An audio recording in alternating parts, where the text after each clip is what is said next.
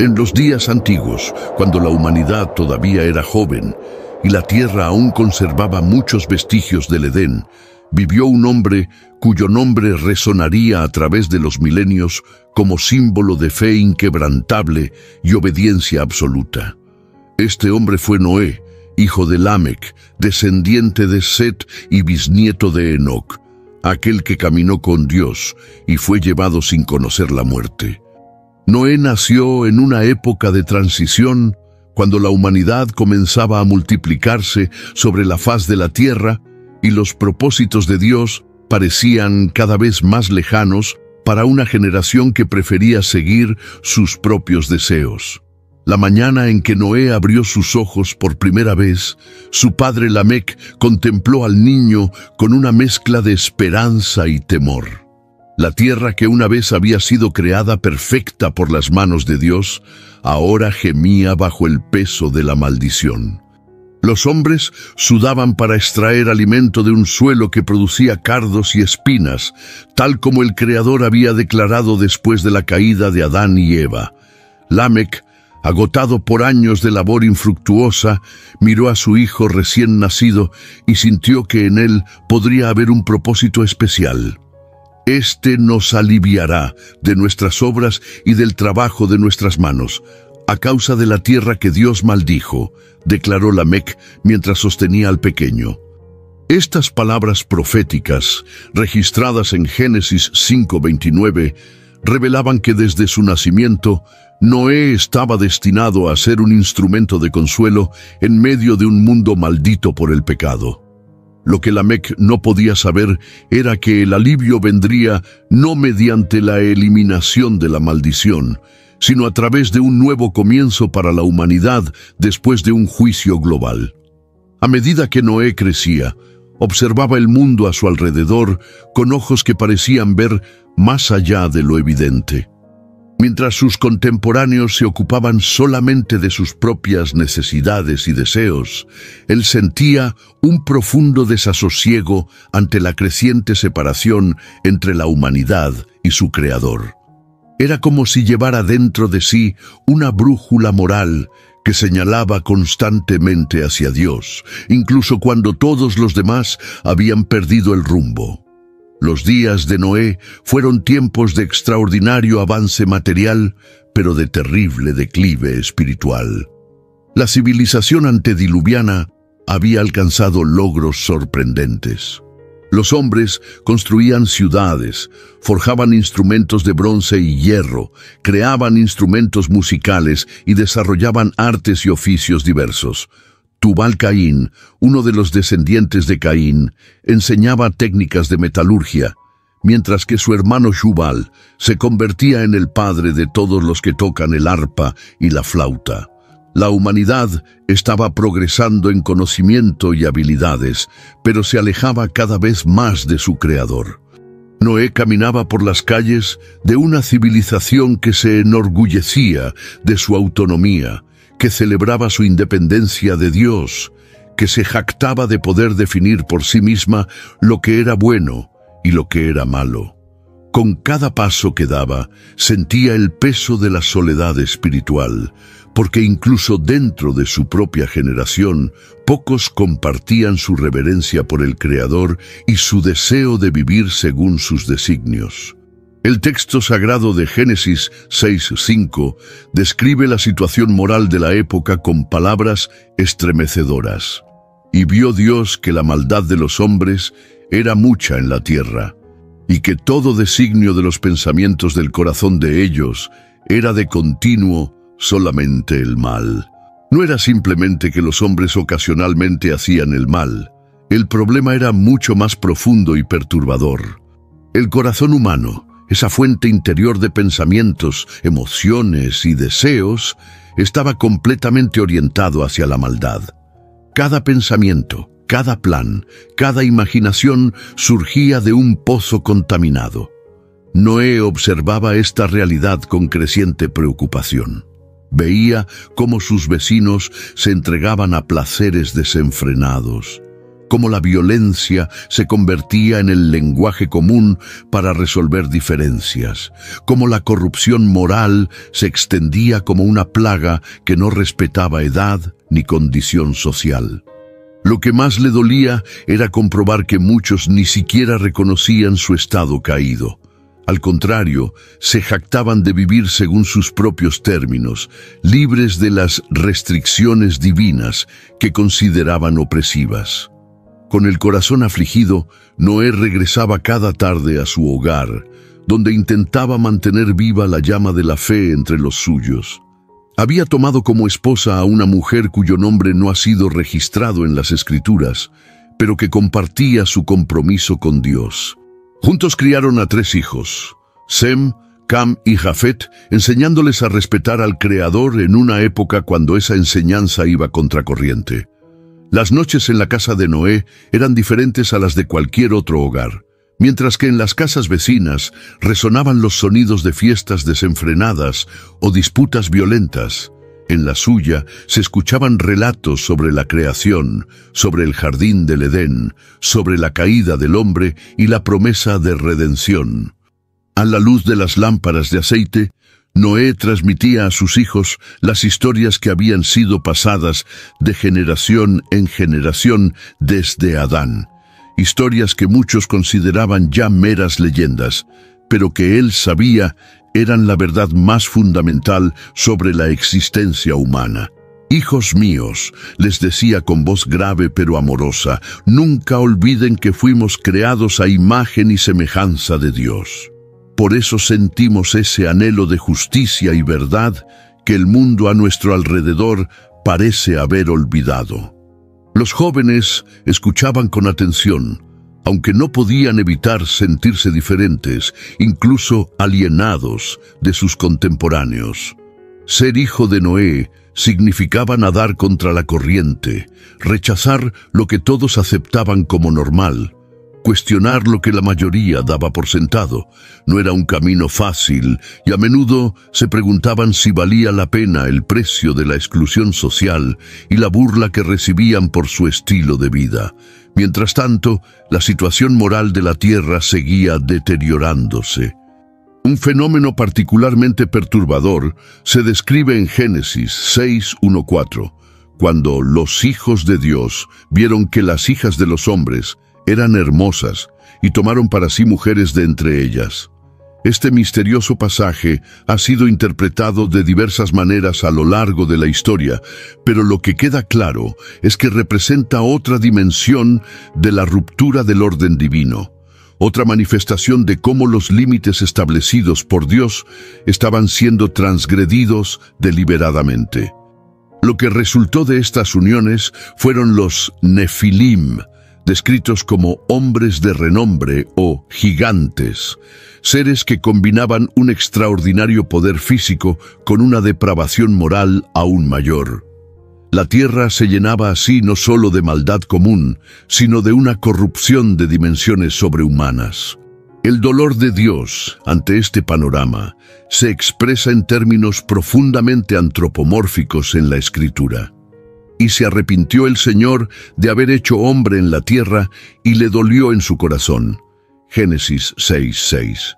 El Creador, contemplando la obra maestra de su creación ahora distorsionada por el pecado, experimenta algo análogo al arrepentimiento humano. Un dolor profundo por lo que había llegado a ser aquello que había diseñado con tanto amor. Fue en medio de este contexto de corrupción universal cuando Dios fijó su mirada en Noé. El texto bíblico lo expresa con sencillez conmovedora. Pero Noé halló gracia ante los ojos del Señor. En un mundo donde cada pensamiento humano estaba inclinado al mal, había un hombre cuyo corazón todavía resonaba con la verdad de Dios. No era perfecto, ciertamente, pero en medio de la oscuridad moral de su época, la luz de su fe, por tenue que pudiera parecer, brillaba con suficiente intensidad como para atraer la atención divina. La Escritura describe a Noé con 3 cualidades que lo distinguían radicalmente de sus contemporáneos. Noé, varón justo, era perfecto en sus generaciones. Con Dios caminó Noé.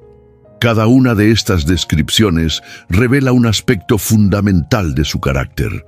Era justo, lo que significa que sus acciones externas se alineaban con la voluntad revelada de Dios. Era perfecto en sus generaciones, indicando una integridad moral que contrastaba con la corrupción generalizada de su tiempo. Y lo más importante, con Dios caminó. Una expresión que sugiere una comunión íntima y constante con el Creador, similar a la que había disfrutado su antepasado Enoc. Este caminar con Dios no era un evento ocasional para Noé, sino el ritmo constante de su vida. En medio de sus labores diarias, mientras cultivaba la tierra o construía herramientas, mantenía un diálogo interior con su Creador. Cuando enfrentaba decisiones difíciles, buscaba la guía divina. Cuando presenciaba las injusticias y perversiones de su época, compartía su dolor con aquel que sentía un dolor aún mayor por la condición humana. Fue durante uno de estos momentos de comunión cuando Dios le reveló a Noé su plan para la tierra. El mensaje divino debió caer como un rayo sobre el corazón del patriarca. He decidido el fin de todo ser, porque la tierra está llena de violencia a causa de ellos, y he aquí que yo los destruiré con la tierra. Noé permaneció en silencio, abrumado por la magnitud de lo que acababa de escuchar. El fin de toda carne, la destrucción de todo ser viviente, era un juicio de proporciones inimaginables, y sin embargo, mientras dejaba que las palabras divinas penetraran en su conciencia, no podía negar la justicia de tal veredicto. Él mismo había sido testigo de la violencia que llenaba la tierra, de la corrupción que parecía haber alcanzado cada rincón de la sociedad humana. Pero Dios no terminó allí su comunicación. Después de anunciar el juicio, reveló a Noé su plan de salvación. Hazte un arca de madera de gofer, harás aposentos en el arca y la calafatearás con brea por dentro y por fuera. A continuación, Dios proporcionó instrucciones detalladas sobre las dimensiones del arca, su estructura interna y los materiales que debían utilizarse. El arca debía tener 300 codos de largo, aproximadamente 135 metros, 50 codos de ancho, unos 22,5 metros, y 30 codos de alto, alrededor de 13,5 metros.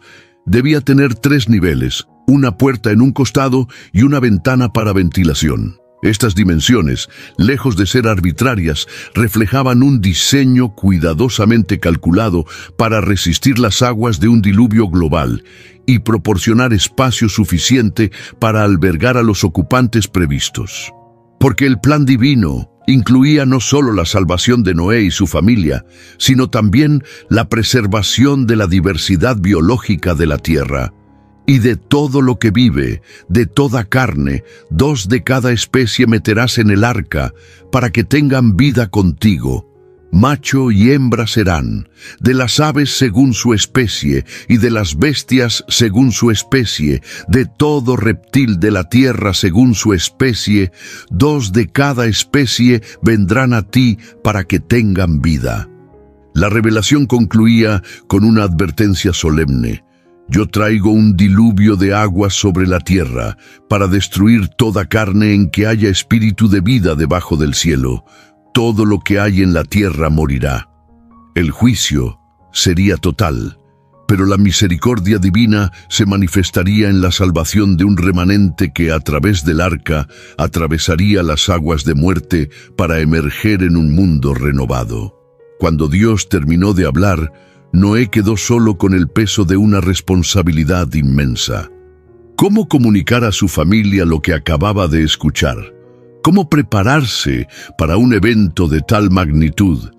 ¿Y cómo enfrentar la inevitable incredulidad y burla de una sociedad que había rechazado a Dios y vivía como si Él no existiera? Esa noche, Noé reunió a su familia y les comunicó el mensaje divino. Su esposa lo miró con ojos en los que se mezclaban el asombro y la confianza.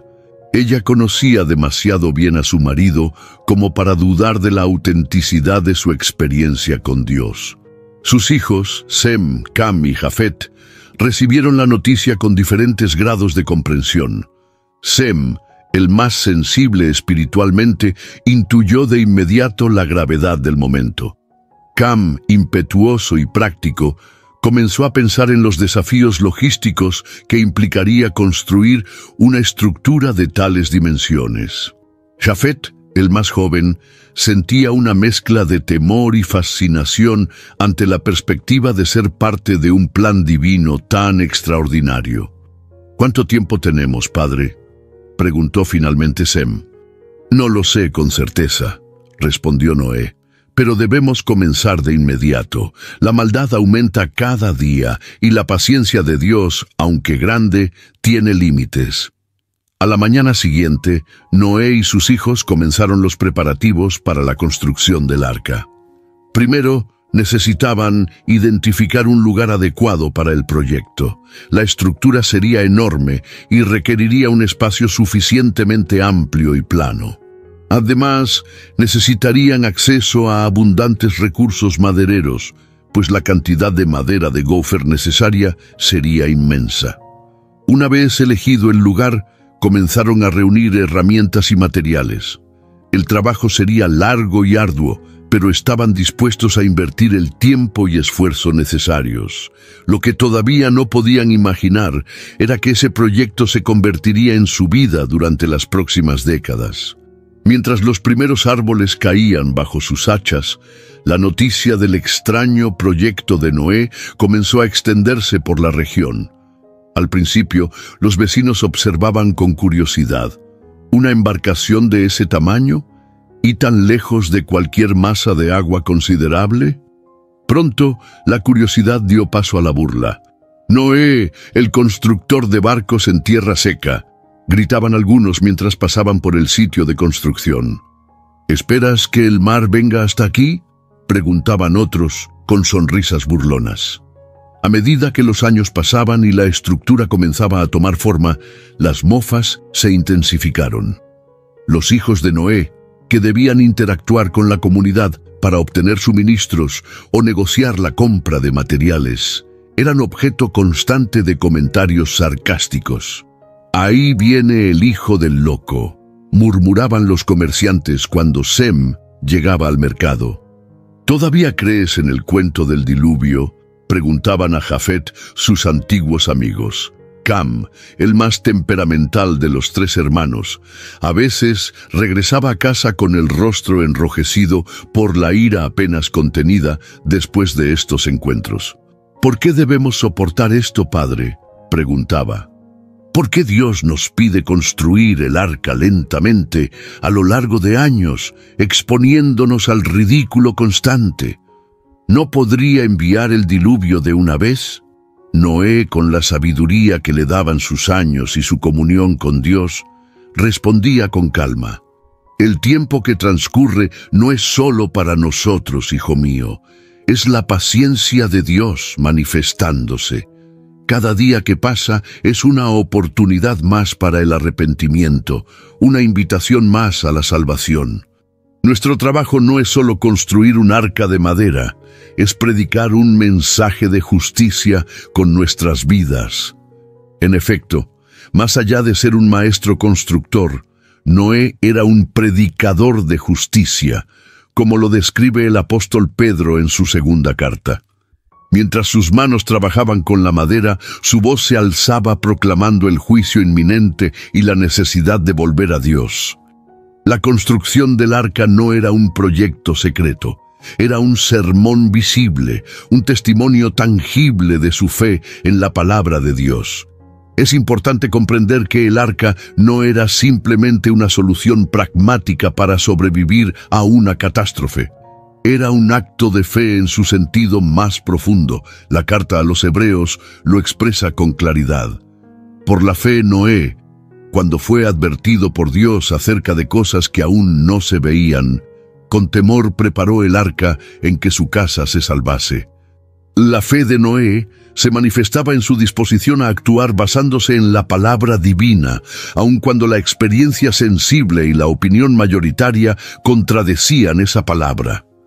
Día tras día, año tras año, la fe de Noé se ponía a prueba.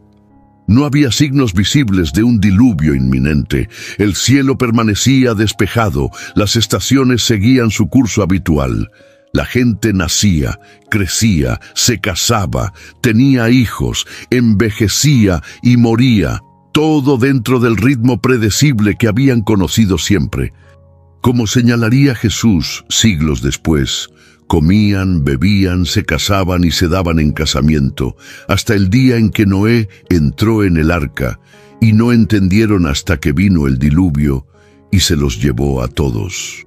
En medio de esta aparente normalidad, la construcción del arca podía parecer un acto de locura, una empresa desprovista de sentido práctico. Sin embargo, para Noé y su familia, cada tablón colocado, cada juntura sellada, era un acto de adoración, una declaración de confianza en la palabra de Dios por encima de las apariencias. La construcción avanzaba lentamente, pero con firmeza. El diseño proporcionado por Dios demostraba ser notablemente eficiente para los propósitos establecidos. El arca no estaba diseñada para la navegación dirigida. No tenía timón, ni velas, ni remos. No necesitaba llegar a ningún destino específico, solo necesitaba flotar y mantenerse estable en medio de las aguas tumultuosas que vendrían. Por eso, su forma rectangular, más parecida a una barcaza que a un barco convencional, proporcionaba la estabilidad máxima. Mientras la estructura exterior se completaba, Noé y sus hijos comenzaron a trabajar en la distribución interior. Según las instrucciones divinas, el arca debía tener compartimentos o nidos. Estos servirían para separar a los diferentes tipos de animales, almacenar alimentos y proporcionar áreas habitables para la familia. Harás aposentos en el arca, había dicho Dios, y Noé seguía estas instrucciones meticulosamente. La organización interna del arca era tan importante como su estructura exterior, pues de ella dependería la convivencia armónica de especies diversas durante el largo periodo que pasarían confinados. Durante todo este tiempo, la interacción de Noé con la sociedad que lo rodeaba se volvía cada vez más tensa. Su predicación de justicia, acompañada por la construcción visible del arca, era un reproche constante para una generación que había elegido ignorar a Dios. La respuesta predominante era el rechazo y la burla, pero ocasionalmente algunos se detenían a escuchar, intrigados por la convicción inquebrantable de este hombre. ¿Realmente crees que vendrá un diluvio que cubrirá toda la tierra?, preguntaban algunos. Dios mismo me lo ha revelado, respondía Noé, y el arca que construyo es tanto una advertencia del juicio como una oferta de salvación. Hay lugar para todos los que quieran entrar, pero pocos tomaban en serio su invitación. Les resultaba más cómodo aferrarse a la normalidad aparente de sus vidas, a la predecibilidad de los ciclos naturales que habían experimentado siempre. La idea de un cataclismo global que alteraría todo lo conocido era demasiado perturbadora para ser considerada seriamente. Era más fácil ver a Noé como un excéntrico, un fanático religioso cuyas advertencias podían ser descartadas sin mayor reflexión. Sin embargo, para Noé cada rechazo era un motivo de dolor.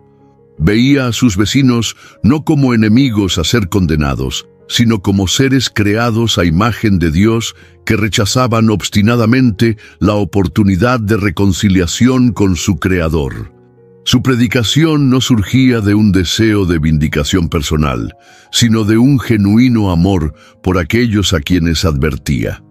Mientras tanto, en el hogar de Noé surgían nuevos desafíos. Sus hijos, que ya eran adultos cuando comenzó la construcción del arca, habían tomado esposas. Estas mujeres, cuyos nombres tampoco han sido registrados en la Escritura, se integraban a un proyecto familiar que requería un compromiso total. Habían aceptado unir sus vidas no solo a sus maridos, sino también a una misión que las separaba del resto de la sociedad. Convertirse en nuera de Noé significaba abrazar un estilo de vida radicalmente diferente al de sus contemporáneos. Significaba soportar la marginación social, los comentarios despectivos, las miradas de lástima o burla. Significaba, también, participar activamente en los preparativos para un evento que transformaría la historia humana. Mientras los hombres se ocupaban principalmente de la construcción del arca, las mujeres asumían la responsabilidad de preparar las provisiones que necesitarían durante su estadía en ella. Toma contigo de todo alimento que se come y almacénalo, para que te sirva de sustento a ti y a ellos, había ordenado Dios. Esto implicaba almacenar granos, frutas secas, legumbres y otros alimentos no perecederos en cantidades suficientes para alimentar no solo a 8 personas, sino también a numerosas especies animales durante un periodo prolongado. Con cada estación aprovechaban para preservar diferentes tipos de alimentos, desarrollando técnicas de conservación que les permitieran cumplir con el mandato divino.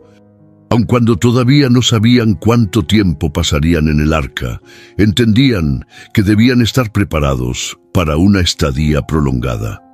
A medida que la estructura del arca se acercaba a su finalización, Noé enfrentaba una pregunta cada vez más urgente. ¿Cómo reuniría a todos los animales que debían ser preservados? Dios había ordenado que introdujera en el arca parejas de cada especie de animales terrestres y 7 parejas de animales limpios y aves. Pero, ¿cómo lograría reunir a criaturas tan diversas? ¿Cómo las capturaría sin dañarlas?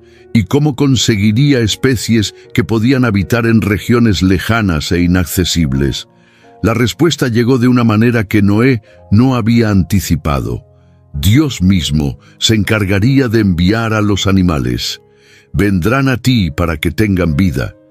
No sería responsabilidad de Noé capturar o reunir a los animales. Su tarea era preparar el espacio para recibirlos, y Dios se ocuparía de dirigirlos hacia el arca en el momento adecuado. Este detalle, aparentemente menor en la narrativa, revela un principio fundamental en la relación entre la obediencia humana y la provisión divina. Noé debía hacer lo que estaba dentro de sus posibilidades humanas: construir el arca según las especificaciones divinas, preparar los compartimentos y almacenar el alimento. Pero había aspectos del plan que superaban sus capacidades, y allí Dios intervendría directamente. La fe de Noé se manifestaba tanto en su disposición a trabajar diligentemente en lo que podía hacer, como en su confianza de que Dios supliría lo que quedaba más allá de sus posibilidades. Finalmente, después de décadas de trabajo, el arca estaba completa, desde la colocación del primer tablón hasta el sellado de la última juntura con brea. Cada detalle había sido atendido según las instrucciones divinas. El resultado era una estructura imponente, un testimonio visible de la fe de un hombre y su familia en la palabra de Dios. Fue entonces cuando Dios habló nuevamente a Noé, esta vez con un mensaje de urgencia. Entra tú y toda tu casa en el arca, porque a ti he visto justo delante de mí en esta generación. El momento del diluvio estaba cerca, y Dios daba a Noé un plazo específico. Porque pasados aún 7 días, yo haré llover sobre la tierra 40 días y 40 noches. Y raeré de sobre la faz de la tierra a todo ser viviente que hice. 7 días. Una semana final de preparación antes de que el mundo que conocían desapareciera bajo las aguas. Noé transmitió el mensaje a su familia y juntos comenzaron los últimos preparativos. Revisaron las provisiones, aseguraron que los compartimentos estuvieran listos para recibir a los animales y posiblemente intentaron, una última vez, persuadir a algunos de sus vecinos para que se unieran a ellos en el arca. Entonces comenzó un espectáculo extraordinario. De todas direcciones, animales de diversas especies comenzaron a aproximarse al arca. No venían en manadas desordenadas, sino en parejas ordenadas, guiadas por un instinto implantado por el Creador mismo. Grandes y pequeños, feroces y mansos, caminaban o volaban hacia la estructura con una determinación que solo podía explicarse como un acto de providencia divina. De dos en dos entraron con Noé en el arca, macho y hembra, como mandó Dios a Noé. La escena debió ser objeto de asombro, no solo para Noé y su familia, sino también para todos los que la presenciaban. Era la confirmación visible de que algo extraordinario estaba a punto de ocurrir. Un último signo de advertencia para aquellos que habían rechazado las predicaciones de Noé durante décadas. Durante 7 días, Noé y su familia trabajaron incansablemente para recibir y acomodar a los animales en sus respectivos compartimentos. A medida que llegaban, los guiaban hacia los espacios preparados para ellos, asegurándose de que tuvieran agua y alimento suficiente para los primeros días del viaje. Los observadores externos, que durante tanto tiempo se habían burlado del loco constructor del arca, ahora contemplaban con creciente inquietud el desfile de animales. Algunos comenzaban a preguntarse si Noé había tenido razón todo el tiempo. Otros buscaban explicaciones naturales para el fenómeno, cualquier cosa que les permitiera seguir negando la inminencia del juicio anunciado. Finalmente, en el año 600 de la vida de Noé, en el mes segundo, a los 17 días del mes, cuando todos los animales estaban a bordo y la familia de Noé había ocupado sus propios espacios dentro del arca, ocurrió algo asombroso. Dios le cerró la puerta. Este detalle, mencionado casi de pasada en el texto, tiene un significado profundo. No fue Noé quien cerró la puerta del arca, fue Dios mismo. Con este acto, Dios sellaba la división entre los que habían sido apartados para salvación y los que quedarían expuestos al juicio. La puerta cerrada por la mano divina era simultáneamente una barrera de protección para los que estaban dentro y una señal de que el tiempo de la paciencia divina había concluido para los que estaban fuera. Dentro del arca, Noé y su familia esperaban con una mezcla de temor y confianza. Habían obedecido el mandato divino, habían entrado en el arca por fe, pero ahora estaban encerrados en una estructura de madera, rodeados de animales, completamente dependientes de la palabra de Dios para lo que vendría a continuación. Los primeros sonidos llegaron poco después. Eran gotas de lluvia, al principio espaciadas, que pronto se convirtieron en un aguacero constante. Al mismo tiempo, la tierra bajo el arca comenzó a temblar, y sonidos atronadores indicaban que algo mucho más grande que una simple tormenta estaba sucediendo. La Escritura describe este momento con una precisión espeluznante. Fueron rotas todas las fuentes del grande abismo, y las cataratas de los cielos fueron abiertas. No era solo la lluvia lo que amenazaba a la tierra, era un cataclismo global que involucraba tanto las aguas subterráneas como las celestiales. El orden creado por Dios en el segundo día, cuando había separado las aguas que estaban debajo del firmamento de las aguas que estaban sobre el firmamento, ahora se revertía en un acto de juicio divino. Fuera del arca, el pánico comenzó a extenderse. Al principio, muchos habrían interpretado la lluvia como una simple tormenta, algo intenso pero pasajero. Sin embargo, a medida que el agua continuaba cayendo día tras día y el nivel comenzaba a subir de manera inexorable, la realidad del juicio anunciado por Noé durante tantos años se volvía innegable. La Escritura no se detiene en detalles sobre los sufrimientos de aquellos que quedaron fuera del arca, pero no es difícil imaginar escenas de desesperación creciente. Familias enteras buscando refugio en las partes más altas del terreno, solo para ver cómo el agua seguía subiendo.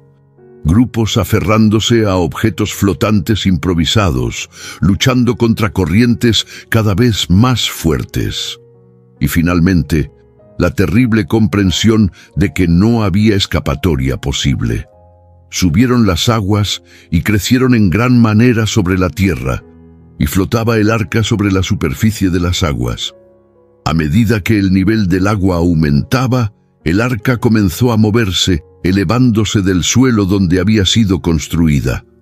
Para Noé y su familia, encerrados en el interior sin poder ver lo que sucedía afuera, el momento en que sintieron que la estructura se despegaba del suelo debió ser solemne y sobrecogedor. Era la confirmación tangible de que todo lo que Dios había anunciado estaba ocurriendo y de que su obediencia había sido su salvación. Y las aguas prevalecieron y crecieron en gran manera sobre la tierra, y flotaba el arca sobre la superficie de las aguas. Y las aguas prevalecieron mucho en extremo sobre la tierra, y todos los montes altos que había debajo de todos los cielos fueron cubiertos. El texto bíblico enfatiza la magnitud del diluvio con una repetición casi poética. Las aguas prevalecieron, crecieron en gran manera, prevalecieron mucho en extremo. No era una inundación local que afectaba solo a una región. Era un evento global que transformaba por completo la geografía terrestre, cubriendo incluso las montañas más altas. 15 codos más alto subieron las aguas, después que fueron cubiertos los montes. Este detalle específico sugiere que Noé tenía alguna manera de medir o estimar la profundidad de las aguas, quizás a través de la ventana que Dios le había ordenado construir en la parte superior del arca. La precisión de la medida enfatiza el carácter histórico del relato. No estamos ante una leyenda vaga, sino ante el testimonio de un testigo ocular que registró detalles concretos. Y murió toda carne que se mueve sobre la tierra, así de aves como de ganado y de bestias, y de todo reptil que se arrastra sobre la tierra, y todo hombre. Todo lo que tenía aliento de espíritu de vida en sus narices, todo lo que había en la tierra, murió. La destrucción fue completa, tal como Dios había anunciado. Solo sobrevivieron aquellos que estaban dentro del arca, protegidos por la mano del mismo Dios que había desatado el juicio sobre la tierra corrompida. Dentro del arca, la vida seguía un ritmo muy diferente al que Noé y su familia habían conocido hasta entonces. Sus días transcurrían cuidando a los animales, distribuyendo alimentos y agua, limpiando los compartimentos para mantener condiciones higiénicas aceptables. No sabían cuánto tiempo duraría su confinamiento, pero entendían que estaban participando en un propósito divino que trascendía su comodidad personal. A medida que pasaban los días, la lluvia continuaba sin cesar. Y duró la lluvia sobre la tierra 40 días y 40 noches. El número 40 aparece repetidamente en la Escritura como un periodo de prueba o juicio. Moisés pasaría 40 días en el monte Sinaí recibiendo la ley. Israel vagaría 40 años en el desierto antes de entrar en la tierra prometida. Jesús ayunaría 40 días en el desierto antes de iniciar su ministerio público. En el caso del diluvio, los 40 días de lluvia marcaban un período de juicio divino sobre una humanidad corrompida.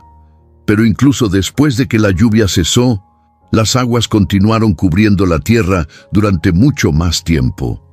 Y prevalecieron las aguas sobre la tierra 150 días.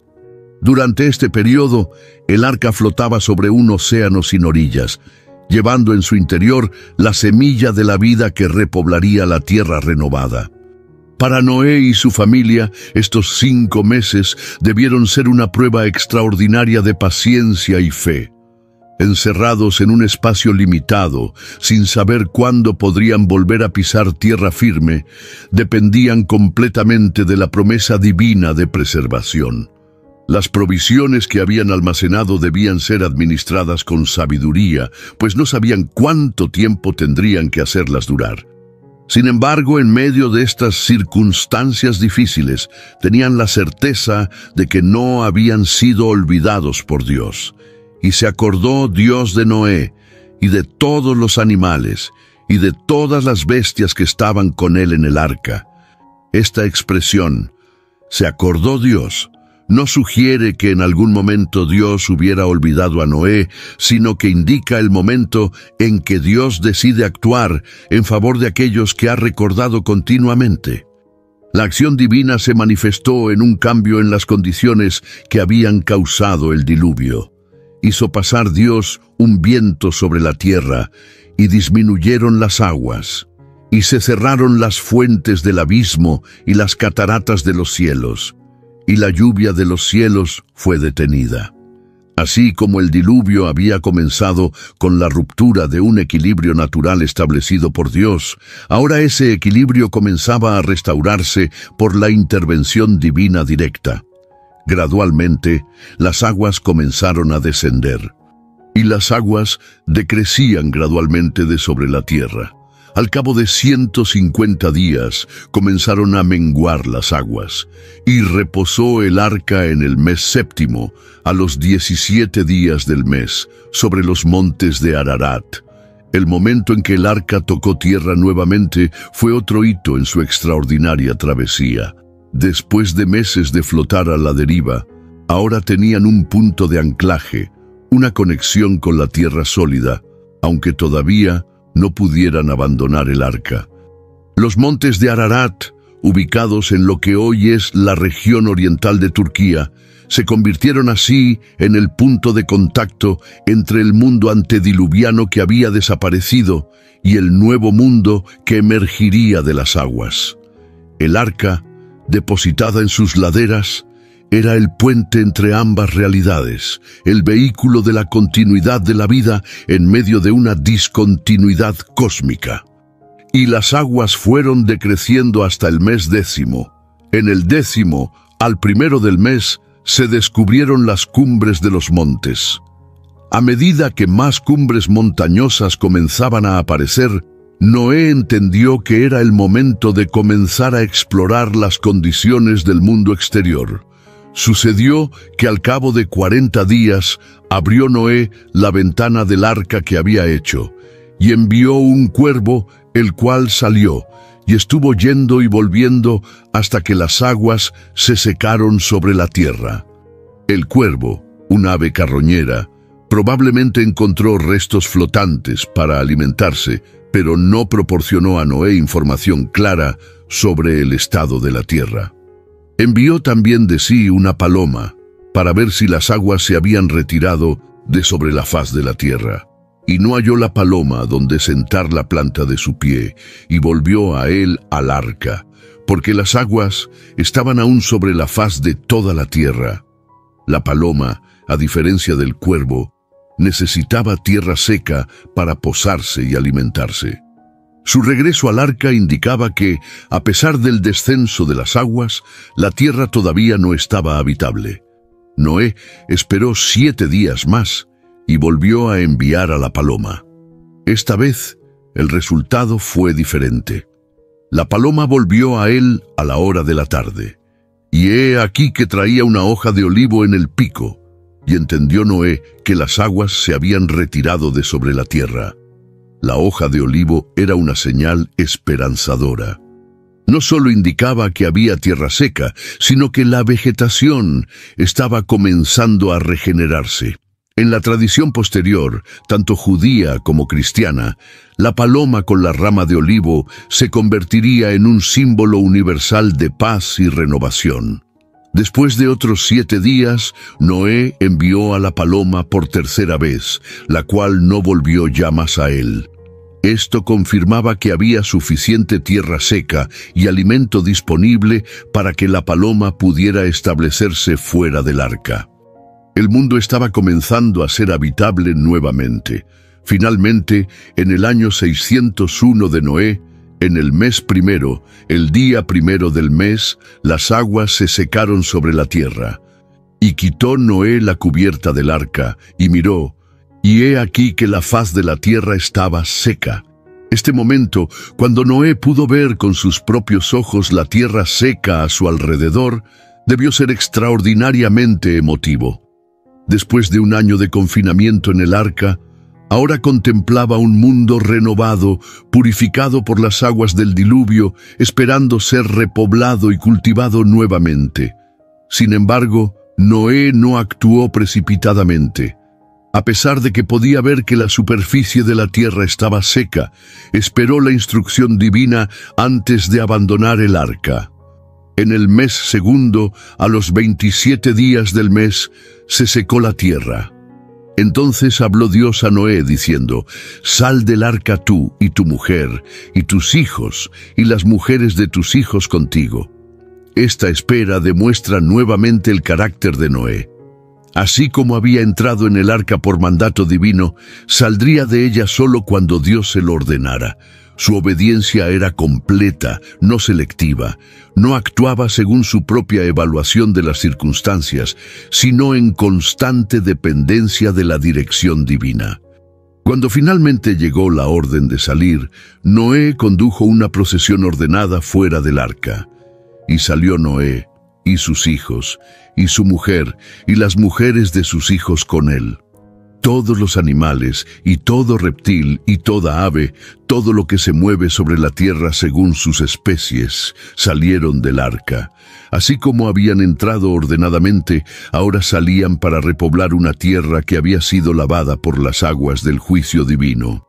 El primer acto de Noé al pisar la tierra renovada fue un acto de adoración. Y edificó Noé un altar a Dios, y tomó de todo animal limpio y de toda ave limpia, y ofreció holocausto en el altar. Antes de construir una vivienda para su familia, antes de sembrar un campo o plantar una viña, Noé construyó un altar. Su prioridad era reconocer que su salvación había sido obra de Dios y que su propósito en la nueva tierra debía comenzar con la adoración a su Salvador. El holocausto ofrecido por Noé no era simplemente un ritual religioso, era la expresión tangible de un corazón agradecido. Con cada animal sacrificado, Noé reconocía que su vida y la de su familia habían sido preservadas por gracia divina.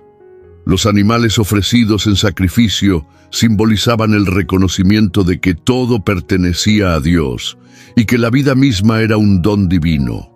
La respuesta de Dios a este acto de adoración fue inmediata y trascendental, y percibió Dios olor grato, y dijo el Señor en su corazón: «No volveré más a maldecir la tierra por causa del hombre, porque el intento del corazón del hombre es malo desde su juventud. Ni volveré más a destruir todo ser viviente como he hecho. Mientras la tierra permanezca, no cesarán la sementera y la siega, el frío y el calor, el verano y el invierno, y el día y la noche». Esta declaración divina es extraordinaria por varios motivos. En primer lugar, Dios promete no volver a maldecir la tierra con un diluvio universal, a pesar de reconocer que la naturaleza humana seguía siendo pecaminosa. No era que la humanidad se hubiera vuelto intrínsecamente mejor después del diluvio. El problema del pecado seguía presente en el corazón humano. Sin embargo, Dios decidió, en su misericordia, establecer un nuevo pacto con su creación. Esta promesa se expresaría más explícitamente en el pacto que Dios establecería con Noé en el capítulo siguiente. Pero ya aquí se anuncia el principio fundamental.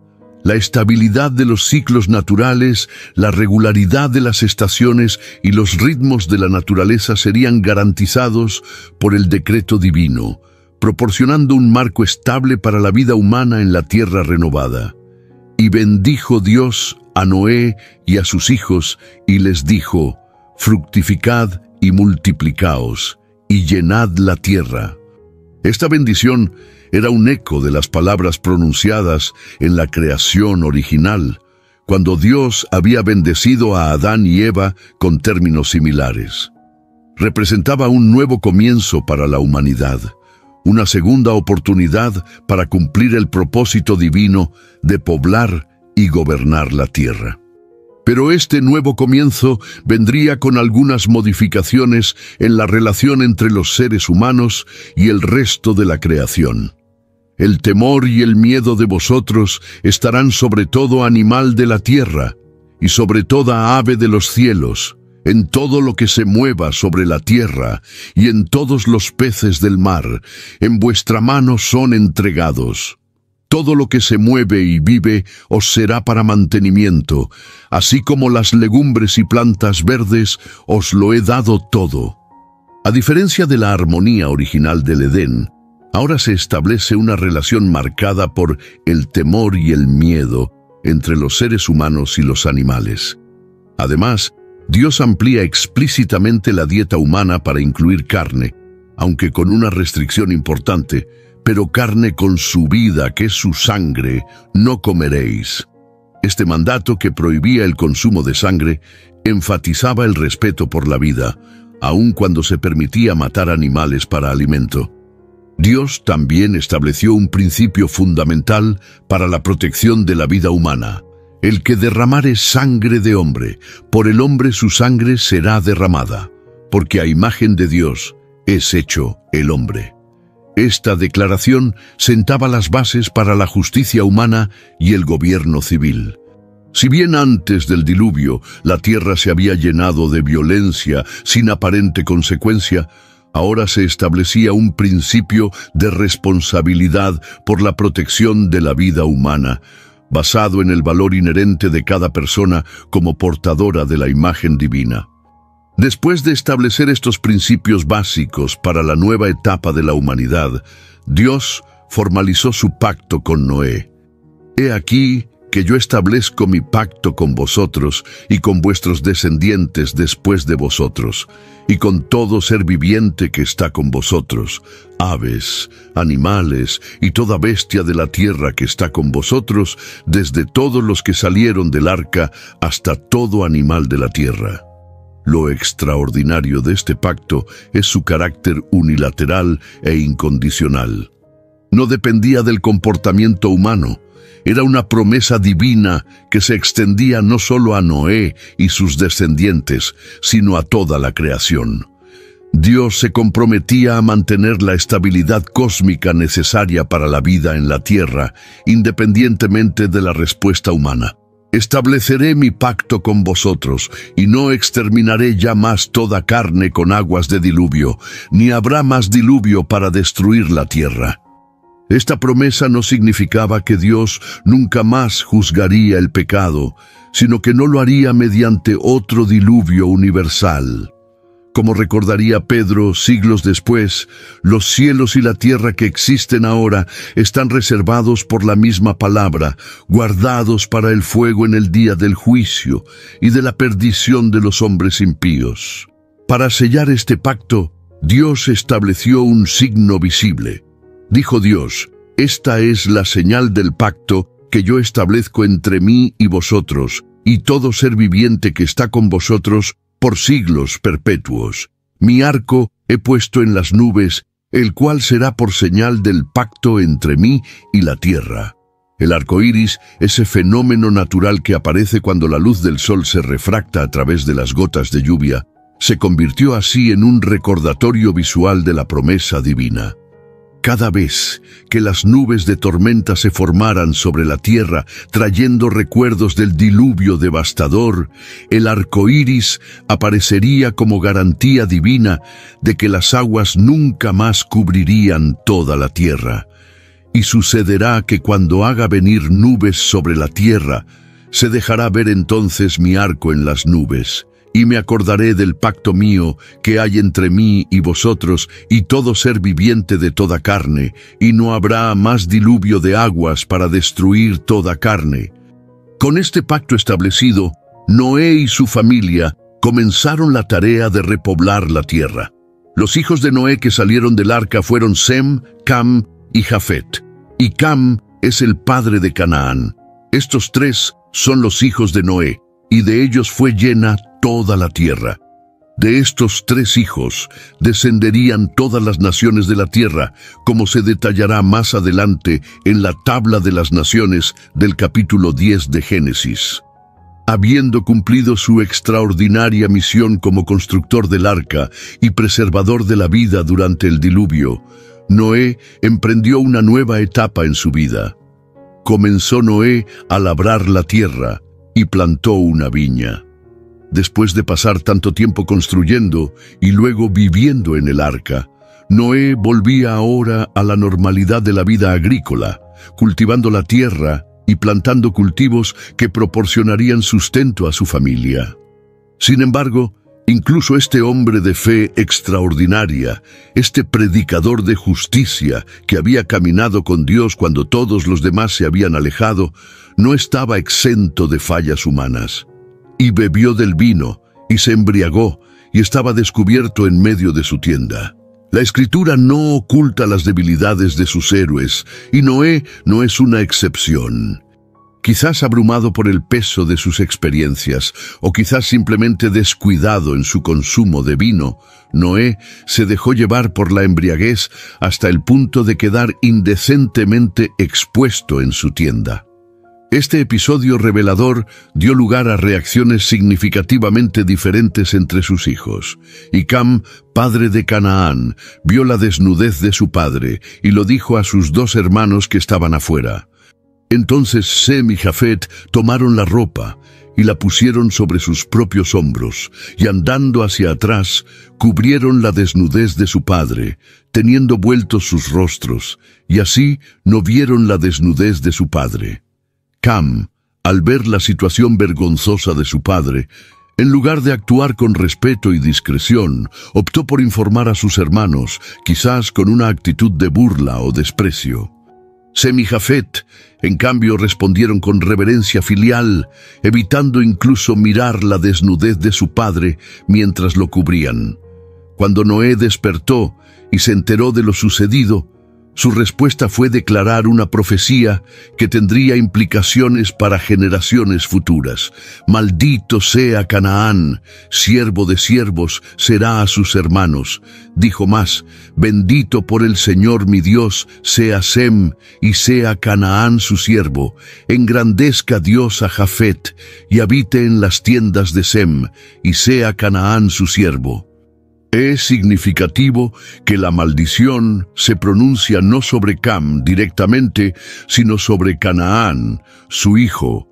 Esto ha sido interpretado de diversas formas, pero lo que queda claro es que las actitudes representadas por los hijos de Noé en este incidente tendrían consecuencias duraderas para sus descendientes. Las naciones cananeas, descendientes de Cam, jugarían un papel moralmente problemático en la historia posterior de Israel, mientras que las bendiciones pronunciadas sobre Sem y Jafet se manifestarían en el desarrollo de sus respectivas líneas familiares. Y vivió Noé, después del diluvio, 350 años, y fueron todos los días de Noé 950 años, y murió. Noé vivió lo suficiente para ver el inicio de la repoblación de la tierra, para presenciar cómo sus descendientes comenzaban a diseminarse y a formar nuevas comunidades. Su extraordinaria longevidad, típica de los patriarcas antediluvianos, le permitió ser un puente viviente entre el mundo que había perecido bajo las aguas y el nuevo mundo que emergía. La historia de Noé trasciende los límites del tiempo y el espacio. Es una narrativa que habla de fe en medio de la incredulidad, de obediencia a pesar del ridículo, de perseverancia frente a tareas aparentemente imposibles. Pero sobre todo, es una historia que revela el carácter de Dios, su santidad que no puede tolerar el pecado indefinidamente, su justicia que debe manifestarse en juicio, pero también su misericordia que proporciona un camino de salvación para aquellos que confían en él. El apóstol Pedro, reflexionando sobre el diluvio siglos después, lo describe como una tipología del bautismo, la cual, el arca, ahora nos salva. no quitando las inmundicias de la carne, sino como la aspiración de una buena conciencia hacia Dios, por la resurrección de Jesucristo. Así como Noé y su familia fueron salvados a través de las aguas del diluvio para entrar en un mundo renovado, el creyente en Cristo pasa simbólicamente por las aguas del bautismo para emerger a una nueva vida en él. Jesús mismo utilizó la historia de Noé como una advertencia sobre la naturaleza repentina e inesperada de su segunda venida. Mas como en los días de Noé, así será la venida del Hijo del Hombre. Porque como en los días antes del diluvio estaban comiendo y bebiendo, casándose y dando en casamiento, hasta el día en que Noé entró en el arca y no entendieron hasta que vino el diluvio y se los llevó a todos, así será también la venida del Hijo del Hombre. La historia de Noé nos recuerda que, aunque el juicio divino puede parecer lejano o incluso implausible, en medio de la aparente normalidad de la vida cotidiana, llegará tan ciertamente como llegaron las aguas del diluvio. Pero también nos asegura que Dios siempre proporciona un arca de salvación para aquellos que creen en su palabra y responden con obediencia. En un sentido más amplio, la narrativa de Noé nos enseña sobre el valor de la fe que se traduce en acción concreta. Como escribe el autor de Hebreos, por la fe Noé, cuando fue advertido por Dios acerca de cosas que aún no se veían, con temor preparó el arca en que su casa se salvase. Y por esa fe condenó al mundo, y fue hecho heredero de la justicia que viene por la fe. La fe de Noé no era una mera creencia intelectual. Era una confianza activa que lo llevó a emprender una tarea monumental, basándose únicamente en la palabra de Dios. En el mundo actual, donde la incredulidad y el escepticismo hacia las verdades divinas son tan prevalentes como en los días de Noé, su historia nos desafía a mantener una fe firme, incluso cuando parece que somos los únicos que creemos. Nos recuerda que caminar con Dios a menudo significa ir contracorriente, enfrentar la burla o el rechazo, y estar dispuestos a parecer insensatos a los ojos del mundo por obediencia a la palabra divina. Al mismo tiempo, la historia de Noé es un potente recordatorio de que la paciencia de Dios, aunque grande, tiene límites. Pedro señala que Dios guardó a Noé, pregonero de justicia, con otras 7 personas, trayendo el diluvio sobre el mundo de los impíos. Y luego concluye que el Señor sabe librar de tentación a los piadosos y reservar a los injustos para ser castigados en el día del juicio. El diluvio no fue solo un evento histórico del pasado distante. Es una advertencia para todas las generaciones sobre la realidad del juicio divino y la necesidad de buscar el arca de salvación que Dios ha provisto. Para los cristianos, esa arca suprema es Cristo mismo. Así como el arca de Noé fue el único medio de salvación durante el diluvio, Jesús declaró: «Yo soy el camino y la verdad y la vida. Nadie viene al Padre sino por mí». Y así como Dios mismo cerró la puerta del arca, sellando la división entre los salvados y los que quedaron expuestos al juicio, llega un momento en que la oportunidad de entrar en la salvación provista por Cristo se cierra. He aquí ahora el tiempo aceptable, he aquí ahora el día de salvación. La historia de Noé nos habla también de nuevo comienzo y renovación. Después del diluvio, Dios no abandonó su propósito para la creación. Lo renovó a través de Noé y su familia. De manera similar, Dios no ha abandonado su propósito para la humanidad, a pesar de nuestra continua tendencia al pecado. En Cristo ofrece no solo perdón, sino una nueva creación. De modo que si alguno está en Cristo, nueva criatura es. Las cosas viejas pasaron, he aquí todas son hechas nuevas. El arco iris que Dios colocó en las nubes como señal de su pacto con Noé sigue siendo hoy un recordatorio de la fidelidad divina a sus promesas. Así como Dios mantuvo su palabra de preservar la estabilidad de la creación después del diluvio, podemos confiar en que cumplirá todas sus promesas, incluyendo la promesa final de una nueva creación donde enjugará Dios toda lágrima de los ojos de ellos, y ya no habrá muerte, ni habrá más llanto, ni clamor, ni dolor, porque las primeras cosas pasaron. En conclusión, la historia de Noé es mucho más que un relato sobre un hombre que construyó un barco gigante para salvarse de una inundación. Es una narrativa profundamente teológica que aborda cuestiones fundamentales sobre la naturaleza de Dios, la condición humana, el juicio divino y la salvación por gracia mediante la fe. Es un recordatorio perenne de que, aunque el pecado conduce inexorablemente al juicio, Dios, en su misericordia, siempre proporciona un camino de escape para aquellos que confían en Él y obedecen su palabra. Amado, si la historia de Noé ha tocado tu corazón y despertado en ti el anhelo de conocer más sobre el Dios que juzga con justicia, pero salva con misericordia, te invito a seguir explorando las Escrituras. Como Noé, vivimos en tiempos en que la palabra de Dios es frecuentemente ignorada o ridiculizada, tiempos en que la corrupción moral nos rodea por todas partes. Pero también, como Noé, tenemos la oportunidad de caminar con Dios, de confiar en sus promesas, aunque parezcan imposibles desde la perspectiva humana, y de convertirnos en instrumentos de su propósito redentor en nuestro propio tiempo y lugar. La historia de Noé nos recuerda que la fe genuina no es simplemente una creencia abstracta, sino una confianza que produce obediencia práctica. Noé creyó en la palabra de Dios acerca de cosas que aún no se veían, y esa fe lo llevó a emprender la monumental tarea de construir el arca.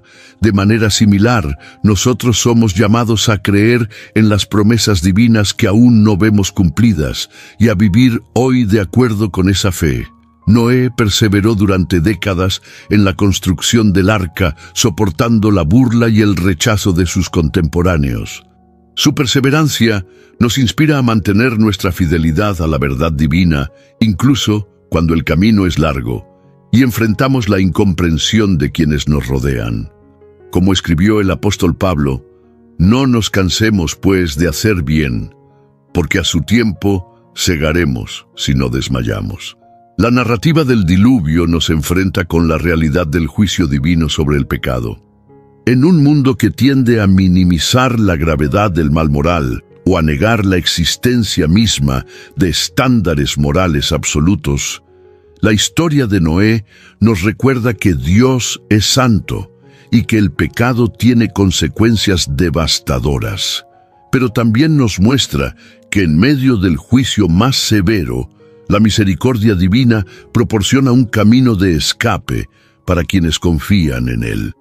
El arca que salvó a Noé y su familia de las aguas del diluvio prefigura a Cristo, el arca perfecta que nos salva de un juicio aún más terrible que el del diluvio. Así como la puerta del arca estuvo abierta hasta que Dios mismo la cerró, hoy la invitación a la salvación en Cristo sigue abierta, aunque no lo estará para siempre. Como declaró Jesús, «Yo soy la puerta, el que por mí entrare será salvo». Juan 10:9. El pacto que Dios estableció con Noé después del diluvio, simbolizado por el arco iris, nos habla de la fidelidad divina a sus promesas. El Dios que prometió no volver a destruir la tierra con un diluvio y que ha mantenido esa promesa durante milenios, es el mismo Dios que nos promete vida eterna por la fe en su Hijo. Podemos confiar plenamente en su palabra, incluso cuando las circunstancias parecen contradecirla. Después del diluvio, Noé y su familia tuvieron la responsabilidad de repoblar la tierra y establecer los fundamentos para una nueva etapa de la humanidad. De manera similar, como seguidores de Cristo en un mundo espiritualmente devastado, tenemos la responsabilidad de ser sal de la tierra y luz del mundo, preservando valores morales y espirituales y mostrando el camino hacia Dios mediante nuestro testimonio de vida. Incluso el episodio de la embriaguez de Noé, que revela su imperfección humana, tiene algo importante que enseñarnos. Nos recuerda que hasta los más grandes héroes de la fe eran personas con debilidades y fallos, y que la salvación siempre ha sido por gracia mediante la fe, no por perfección moral. Al mismo tiempo, las reacciones contrastantes de sus hijos nos enseñan sobre la importancia del respeto y el honor en nuestras relaciones familiares y con las figuras de autoridad. Vivimos, como Jesús mismo señaló, en días semejantes a los de Noé. En medio de la aparente normalidad de la vida cotidiana, con personas comiendo y bebiendo, casándose y dando en casamiento, el juicio divino se aproxima. Pero también, como en los días de Noé, Dios en su misericordia ha provisto un arca de salvación. La pregunta crucial es, ¿seremos como la multitud que ignoró las advertencias de Noé o como aquellos pocos que entraron en el arca y fueron salvados? Querido amigo que has llegado hasta el final de esta narración, te invito a no solo admirar la fe de Noé como un ejemplo histórico, sino a imitarla en tu propia vida. Como él, estás llamado a caminar con Dios en medio de un mundo que ha olvidado a su Creador, a confiar en promesas que aún no ves cumplidas y a obedecer instrucciones divinas que pueden parecer insensatas según la sabiduría humana. Si aún no has entrado en el arca de salvación que es Cristo, la puerta sigue abierta hoy para ti. Pero como nos enseña la historia de Noé, llegará un momento en que esa puerta se cerrará. Por eso la Escritura nos exhorta: si oyeréis hoy su voz, no endurezcáis vuestros corazones. Para aquellos que ya han depositado su fe en Cristo, la historia de Noé es un poderoso recordatorio de nuestra responsabilidad de ser predicadores de justicia en nuestro tiempo. No necesariamente mediante discursos elocuentes, sino principalmente a través de vidas que testifican de la realidad de Dios y de la transformación que Él opera en quienes confían en Él. Que el Dios que preservó a Noé y su familia a través de las aguas del diluvio, te preserve a ti y a los tuyos en medio de las tormentas de la vida actual, y te conduzca finalmente a las orillas seguras de su reino eterno. Si esta narrativa bíblica ha tocado tu corazón y deseas profundizar más en las Escrituras, te invito a suscribirte a nuestro canal, donde cada semana exploramos historias como esta, descubriendo en ellas tesoros espirituales para nuestra vida cotidiana. No olvides activar las notificaciones para no perderte ninguno de nuestros próximos episodios, donde seguiremos recorriendo juntos el camino de la fe a través de las páginas de la Palabra de Dios. Hasta nuestro próximo encuentro, que Dios te bendiga abundantemente.